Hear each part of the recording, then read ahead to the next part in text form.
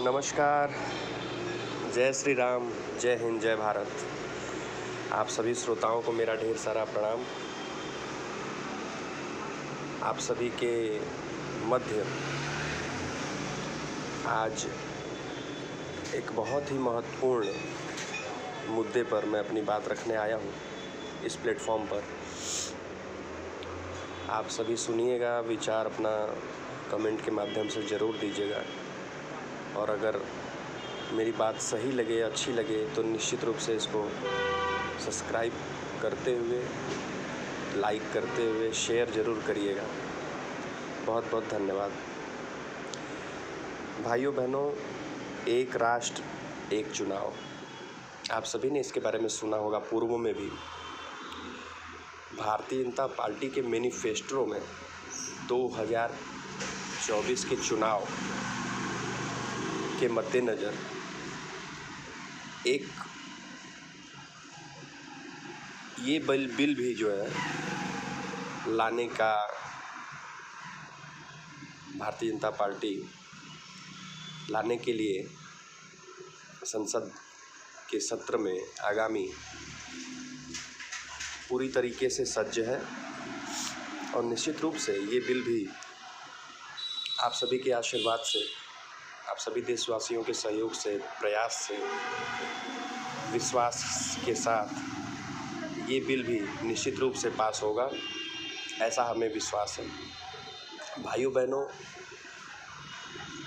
मेरे साथियों, मैं आज आपके सामने एक ऐसे विषय पर अपनी बात रखने के लिए आया हूँ जो केवल एक विचार नहीं है, बल्कि हमारे भारत का भविष्य, हमारे भविष्य के भारत की दिशा को तय करने वाला एक दूरदर्शी दृष्टिकोण है। एक राष्ट्र एक चुनाव। भाइयों बहनों, हमारे देश में आज अलग अलग समय पर लोकसभा चुनाव, विधानसभा चुनाव होते रहते हैं।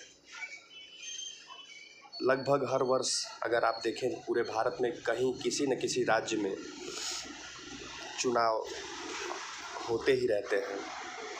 हर 2 महीने, 4 महीने पे, 6 महीने पे किसी न किसी राज्य में चुनाव होता रहता है भारत में। इससे होता क्या है?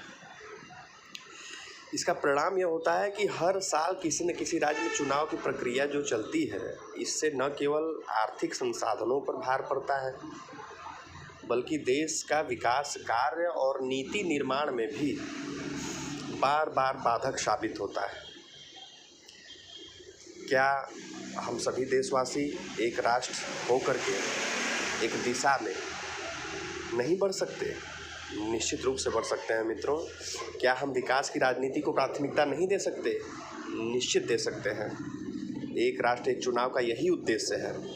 देश की ऊर्जा को चुनावी राजनीति से निकालकर राष्ट्र निर्माण में लगाना होगा।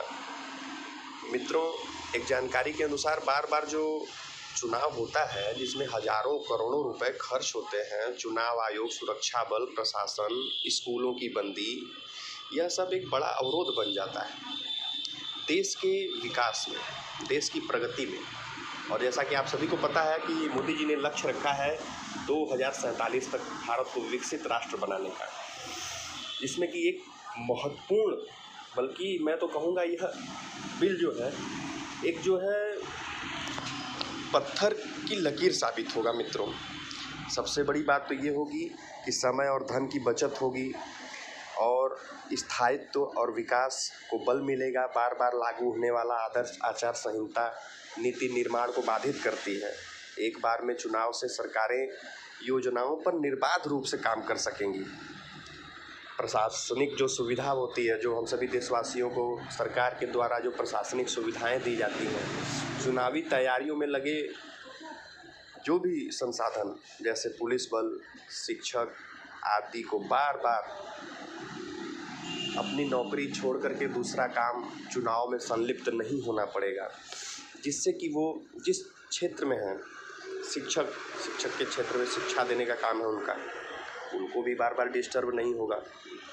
एक ही भाला कि वो गवर्नमेंट एम्प्लॉई हैं, तो वो जहाँ उनको गवर्नमेंट लगाएगी उनका काम है। लेकिन इन सब की जो ये अधिकता है काम कि चुनाव के वजह से ये कम हो जाएगी, जिससे कि जिस क्षेत्र में है वो उस क्षेत्र में वो ज़्यादा ध्यान दे पाएंगे।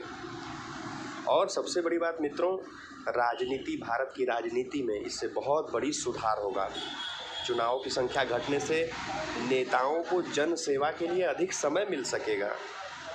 साथियों, यह केवल एक लॉजिक नहीं है, ये एक लॉजिक नहीं है, यह न्यू इंडिया की ज़रूरत है।